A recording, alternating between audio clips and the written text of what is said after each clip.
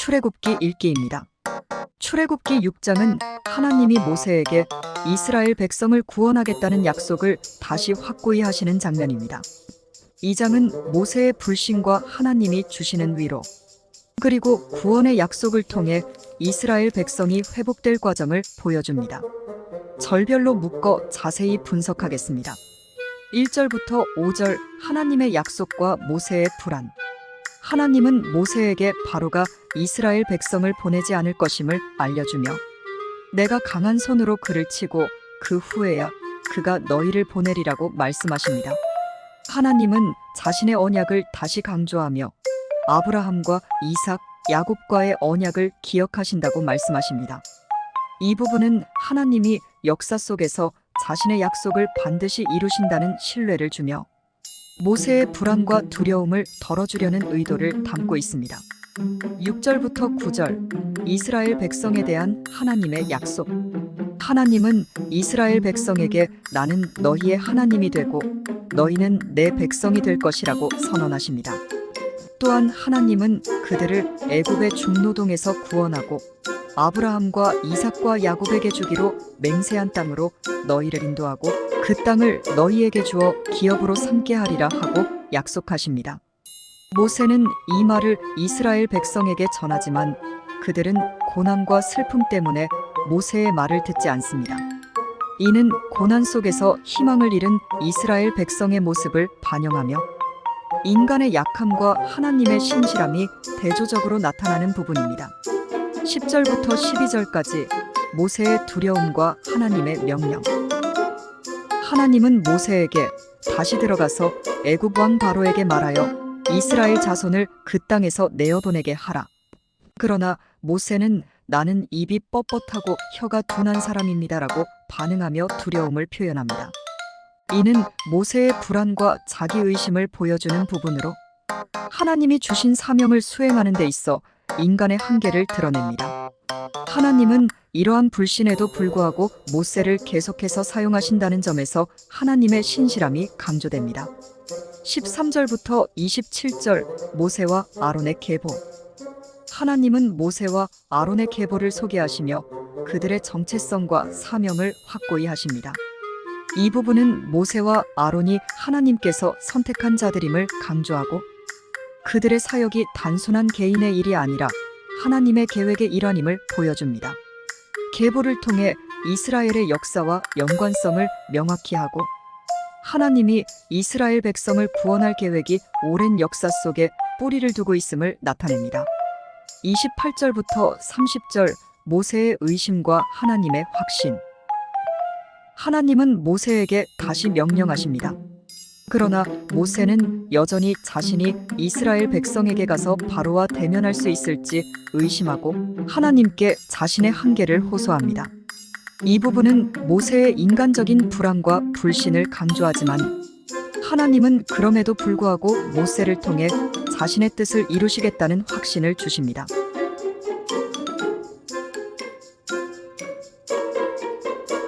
이상 6장의 내용을 다시 종합해 보겠습니다. 출애굽기 6장은 하나님이 모세와 아론을 통해 이스라엘 백성을 구원하겠다는 약속을 다시 확고히 하시는 과정입니다. 모세는 고난 속에서 두려움과 의심을 느끼지만 하나님은 그에게 지속적으로 약속과 명령을 주시며 그의 사명을 확립하십니다. 하나님의 약속은 단순히 이스라엘 백성을 구원하는 것에 그치지 않고 그들과의 관계를 확립하고 그들을 통해 하나님의 계획을 이루어가겠다는 의지를 보여줍니다. 또한 모세와 아론의 계보를 통해 그들이 하나님의 선택을 받았음을 명확히 하여 그들의 사역이 우연이 아님을 강조합니다. 이 장은 인간의 불안과 하나님이 주시는 확신, 그리고 그 가운데서도 이루어지는 구원의 계획을 통해 신앙의 본질을 탐구하도록 합니다. 하나님은 우리의 약함을 아시고 그럼에도 불구하고 우리를 사용하시며 우리의 믿음을 통해 역사하십니다.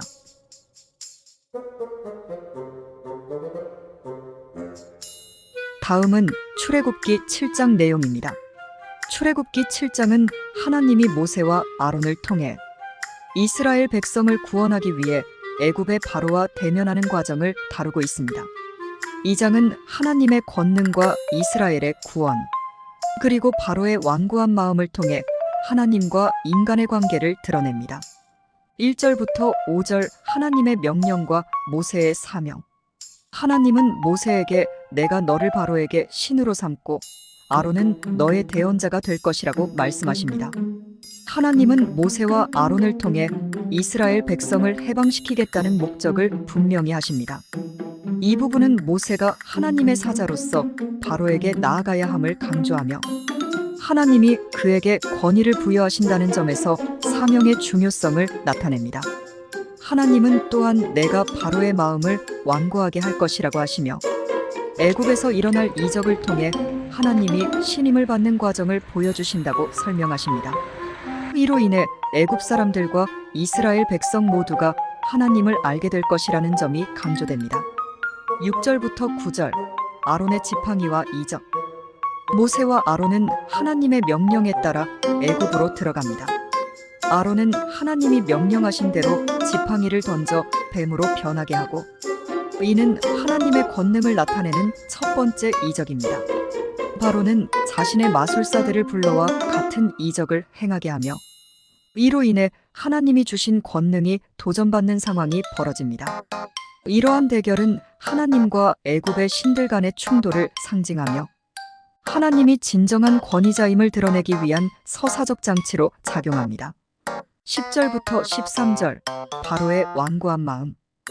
바로는 아론의 지팡이가 변한 뱀을 보고도 마음이 강팍해지며 이스라엘 백성을 보내지 않겠다고 결심합니다. 이는 하나님이 그의 마음을 완고하게 하신 결과로 인간의 교만과 불신의 모습을 드러냅니다.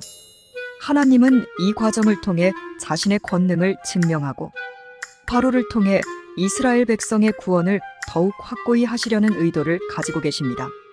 14절부터 25절까지 첫 번째 재앙, 물이 피로 변함. 하나님은 모세에게 바로에게 가서 물을 피로 변하게 하라는 명령을 주십니다. 모세와 아론은 나일강의 물을 피로 변하게 하여 이적을 행하고 이는 애굽의 신들에 대한 도전이 됩니다. 그러나 애굽의 마술사들도 같은 방법으로 물을 피로 변하게 하며 바로는 여전히 마음이 완고해집니다. 이 재앙은 단순히 물이 피로 변하는 것이 아니라 애굽의 신들에 대한 하나님 권능의 우위를 보여주는 상징적 의미를 지닙니다. 하나님은 이를 통해 이스라엘 백성을 구원하기 위한 첫 단추를 끼우고 애굽의 신들에게 대한 경고를 보내십니다. 재앙이 지속되며 애굽의 고통이 커지지만 바로는 여전히 회개하지 않습니다. 26절부터 29절 하나님과의 관계 회복을 위한 경고. 하나님은 모세에게 바로에게 경고하라고 하십니다. 재앙이 계속될 것이라는 경고는 이스라엘 백성을 구원하려는 하나님의 의도를 다시 한번 상기시킵니다. 하나님은 이스라엘을 구원하기 위해 계속해서 재앙을 내리실 것이며 이는 그들의 구원이 단순한 사건이 아니라 하나님의 계획에 따른 것임을 보여줍니다. 30절부터 31절 이스라엘의 구원과 애굽의 멸망. 모세는 애굽의 재앙을 통해 이스라엘 백성이 하나님께 돌아오고 그들의 구원이 이루어질 것을 예고합니다. 이는 하나님이 자신의 백성을 향한 사랑과 구원의 의지를 밝히는 대목으로 이스라엘이 고난을 통해 더욱 하나님께 의지하게 될 것임을 암시합니다. 이상 7장의 내용을 종합해서 다시 설명합니다. 출애굽기 7장은 하나님의 권능이 애굽의 권력과 대결하는 과정을 중심으로 전개됩니다. 모세와 아론은 하나님이 주신 사명을 수행하며 애굽의 왕 바로와 맞서 싸웁니다. 하나님의 이적은 단순한 기적이 아니라 애굽의 신들의 권력을 무너뜨리며 이스라엘 백성을 구원하기 위한 하나님의 계획의 일환으로 볼 수 있습니다.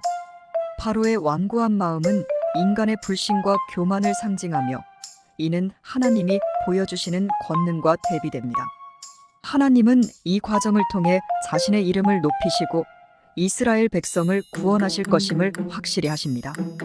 이 장은 신앙의 본질, 즉 하나님에 대한 신뢰와 순종이 무엇인지를 탐구하게 만들며 고난 속에서도 하나님을 바라보는 믿음의 중요성을 강조합니다. 다음은 출애굽기 8장 내용 분석입니다. 출애굽기 8장은 이스라엘 백성을 애굽에서 구출하기 위한 하나님의 재앙이 계속되는 과정을 담고 있습니다. 이 장에서는 주로 두 번째부터 네 번째 재앙인 개구리, 그리고 파리 재앙이 기록되어 있으며 하나님과 바로의 대결이 더욱 심화되는 모습을 보여줍니다. 각 절을 묶어 분석하겠습니다. 1절부터 15절, 두 번째 재앙, 개구리 재앙. 하나님은 모세에게 바로에게 다시 가서 개구리 재앙을 경고하라고 하십니다. 아론은 나일강의 물에서 개구리를 내어보내며 개구리는 애굽 전역에 넘쳐납니다. 이 재앙은 애굽의 신들에 대한 도전이며 하나님이 이스라엘 백성을 구원하시려는 의도를 강하게 드러냅니다. 바로는 고통을 느끼고 모세에게 기도를 요청하며 하나님께서 개구리를 없애달라고 간청합니다. 그러나 개구리가 사라진 후 바로는 다시 마음을 완고하게 하여 약속을 지키지 않습니다. 이는 인간의 불신과 하나님의 권능 앞에 서 있는 모습을 보여주며 바로의 마음이 강팍해지는 과정을 강조합니다. 16절부터 19절, 세 번째 재앙, 이가 생기게 하는 재앙. 하나님은 모세에게 아론을 통해 땅에 먼지를 치게 하여 이가 생기게 하라고 명령하십니다. 이 재앙은 애굽의 마술사들도 할 수 없는 일이었으며 이로 인해 그들은 하나님이 진정한 권능을 가진 분임을 인정하게 됩니다. 그러나 바로는 여전히 마음을 완고하게 하여 이 재앙에도 불구하고 회개하지 않습니다. 이 부분은 하나님의 권능이 인간의 능력을 초월함을 보여주며 애굽의 마술사들이 하나님의 이적을 인식하고도 바로가 회개하지 않는 모습을 통해 인간의 고집과 불신을 더욱 부각시킵니다. 20절부터 24절, 네 번째 재앙, 파리 재앙. 하나님은 모세에게 애굽에 파리 재앙을 내리겠다고 경고하십니다. 이 재앙은 애굽의 모든 지역에 퍼지지만 이스라엘의 고센 땅은 피해서 내려지니 이는 하나님이 자신의 백성을 보호하신다는 것을 명확히 드러냅니다. 이는 하나님이 이스라엘과 애굽을 구별하시고 그들의 구원 계획을 성취하는 방식입니다. 바로는 다시 한번 모세에게 기도를 요청하지만 하나님이 재앙을 멈추게 하신 후에도 마음이 완고해집니다. 이로 인해 하나님과 바로의 대결이 더욱 심화되며 이스라엘 백성을 향한 하나님의 의지가 더욱 확고해짐을 보여줍니다. 25절부터 32절, 바로의 재앙과 하나님의 응답. 바로는 모세에게 이스라엘 백성이 애굽에서 제사를 드릴 수 있도록 허락하겠다고 제안합니다. 그러나 모세는 하나님이 정하신 대로 애굽에서 제사를 드릴 수 없음을 강조하며 하나님께서 요구하신 대로 가야 한다고 말합니다. 하나님은 모세에게 바로의 마음이 다시 강팍해질 것임을 예고하시고 이는 하나님이 이스라엘을 구원하시려는 의도를 더욱 분명히 합니다. 바로의 제안은 그가 자신의 이익을 위해 이스라엘 백성을 제사하게 하려는 의도를 드러내며 하나님과의 관계에서 인간의 교활함을 보여줍니다. 그러나 모세는 하나님의 명령을 충실히 따르며 이스라엘의 구원을 위해 계속해서 하나님의 뜻을 전합니다. 이상입니다. 8장의 내용을 다시 종합 설명합니다. 출애굽기 8장은 하나님이 이스라엘 백성을 구원하기 위해 애굽에 내리시는 여러 재앙을 통해 그의 권능을 드러내는 장입니다. 하나님은 모세와 아론을 통해 애굽의 바로와 끊임없이 대치하며 이 과정에서 바로의 완고한 마음과 인간의 불신을 나타냅니다. 각 재앙은 단순한 고통을 주는 것이 아니라 하나님이 애굽의 신들과 권력에 대한 승리를 선언하는 상징적 의미를 지닙니다. 하나님은 이스라엘 백성을 향한 사랑과 구원의 계획을 확고히 하시며 그들로 하여금 하나님을 의지하게 하려는 의도를 가지고 계십니다. 바로의 마음이 강팍해지는 과정은 인간의 교만과 불신을 잘 보여주며 하나님의 권능 앞에서 결국은 패배하게 될 것임을 암시합니다. 이 장은 신앙의 본질, 즉 하나님에 대한 순종과 신뢰, 그리고 고난 속에서도 하나님의 뜻을 따르는 것이 얼마나 중요한지를 다시 한번 일깨워 줍니다.